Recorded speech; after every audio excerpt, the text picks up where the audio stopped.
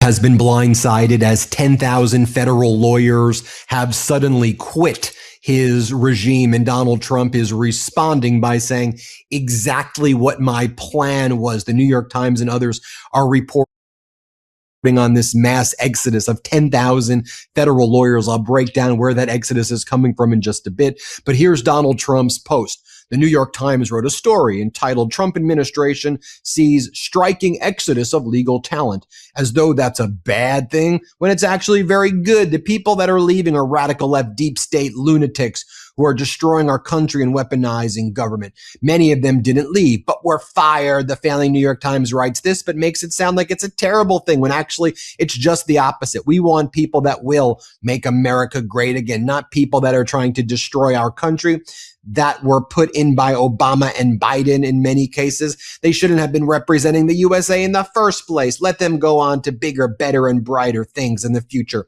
I fully support that and wish them well. Donald J. Trump. Here's the article. Trump administration sees striking exodus of legal talent. And the New York Times confirming numbers that we've talked about before. More than 10,000 federal lawyers. I think the number is actually closer to 15,000. But here's preliminarily what these numbers are showing. Like the Department of Education lost 53% of all lawyers, Housing Department 40% of all lawyers, Interior 27%, Labor 27%, Energy 26%, and you go on. And I mean, the Defense Department 15%, while the Department of Justice shows 21%, one-fifth of the entire DOJ gone. What that number also doesn't include are the paralegals and the auxiliary staff that's needed to do these prosecutions, FBI agents. That's why I think when you add it up, the number is probably closer to 20,000. These are not radical left lunatics or whatever Donald Trump's saying. These are lawyers at the top of their field who worked at the Justice Department, got hired because of very competitive job application processes, devoted their life or at least periods of their life to public service when many of these people could be working in large law firms making hundreds of thousands and in some cases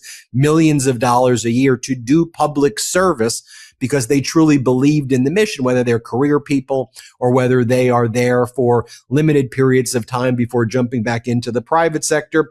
And now it's been completely gutted. It also talks about how a lot of state attorney general's offices are getting a lot of this talent. The article highlights Phil Weiser, who I interviewed recently. He's the Colorado AG, and he's seen an influx of these lawyers working for him. Similarly, when I had the California AG speak in my law class, he mentioned as well they're hiring so much talented people who have left the Department of Justice. So that's the state. It's an utter mess. And this is having consequences, of course. We've reported here on the Midas Touch Network, and when I do these hot takes with Harry Litman, that there are, thousands and thousands of cases that were filed against migrants. Where the DOJ doesn't even have the staff to pursue them, or when they do pursue them, they have to bring in people who aren't even DOJ lawyers. And they've appeared before federal judges talking about how overwhelmed they are, how they don't know what they're doing. They weren't trained to even handle cases like this. We've seen a number of very high profile cases.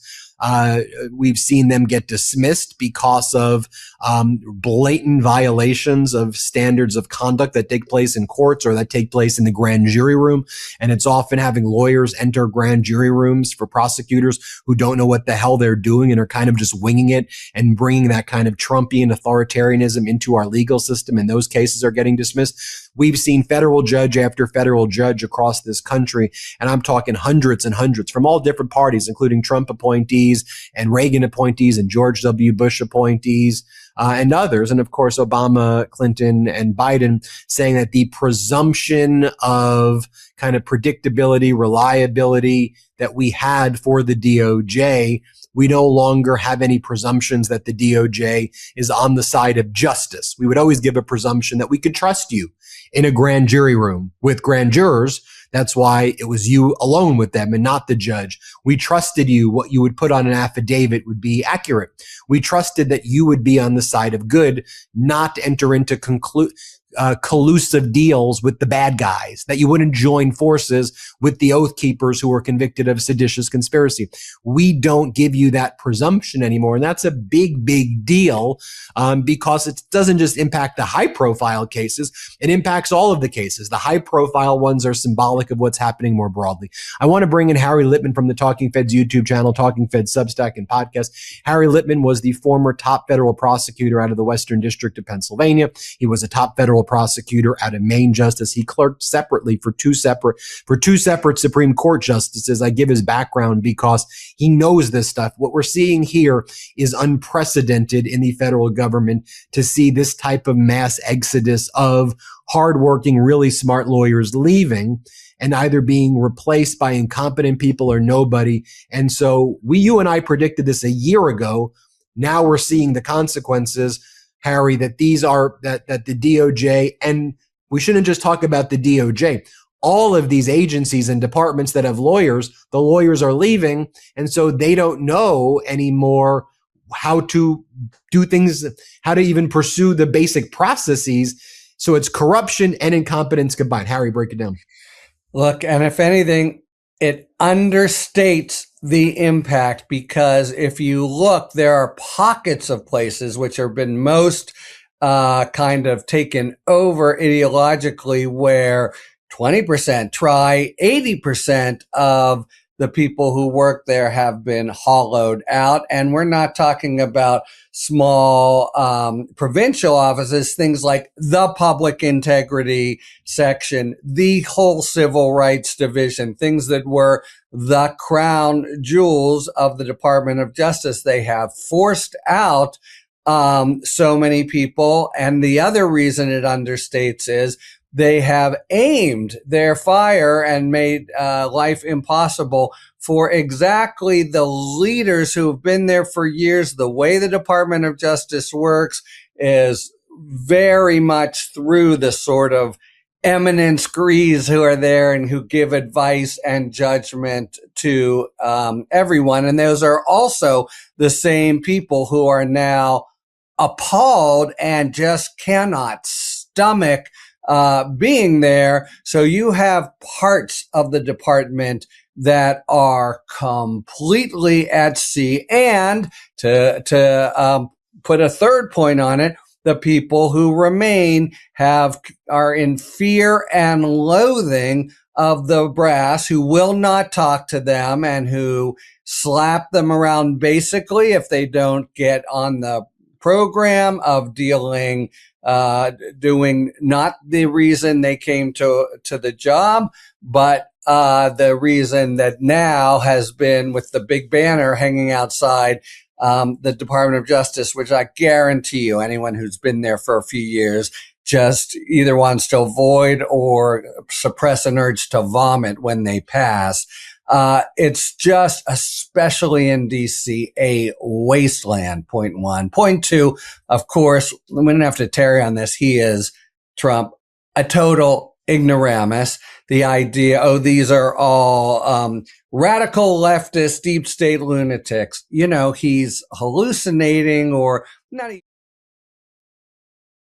hallucinating. He's just bloviating in a Trumpian way. You may know, these really are and were the finest lawyers in the country, as you say, Ben. And this is how it used to be when I was U.S. attorney. Pittsburgh, not the biggest, center of the legal universe. Nevertheless, any opening, you had a stack of resume to the sky, and you had your pick of the finest credentialed folks who were now maybe in the finest law firms, but they yearned to be at the Department of Justice. So many people, you teach law school and you know this, go to law school wanting and hoping to do the right thing, and the satisfaction and privilege of getting up and being the lawyer for the United States is what it's worth, as you say, hundreds of thousands of dollars. And by the way,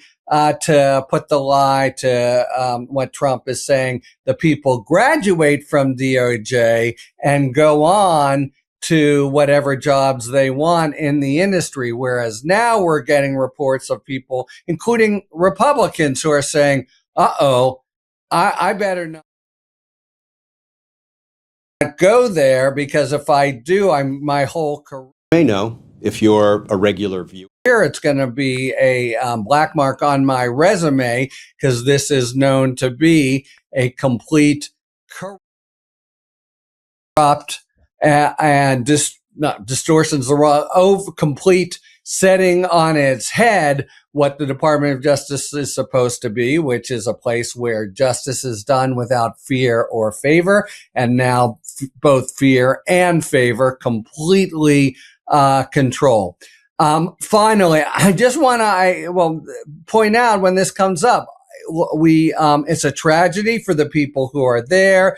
It's revolting. I was just talking earlier today with Mark Elias about the special contempt for Todd Blanche, who came through the system. Eileen Cannon down in South Florida has and was, knows exactly site for what DOJ is about. And in the Faustian bargain he's making, he is corrupting it every day and day in and day out. But the biggest victims here, in a sense, are the American public. There was good reason that DOJ lawyers could stand up and say, I'm here from the government. They had extra responsibilities, but they got extra credibility, and that aided in their mission of really, getting the bad guys off the street and doing the right thing in case after case. And now juries don't trust them, judges don't trust them. And so even for the 80-90% of the work that remains the same, they don't have that tailwind that really was the flip side of being honorable, sticking to the principles of federal prosecution, really taking your duty of candor to the court with utmost seriousness. Now all of that has been thrown out the window to, again, I'll use the same word for a wasteland. And there is no way except for the craziest MAGA person who doesn't want to go to jail, that it's good for anybody except people who are not being prosecuted and put in jail as a result. Everybody, make sure you subscribe to Harry Litman's YouTube channel. It's called Talking Feds.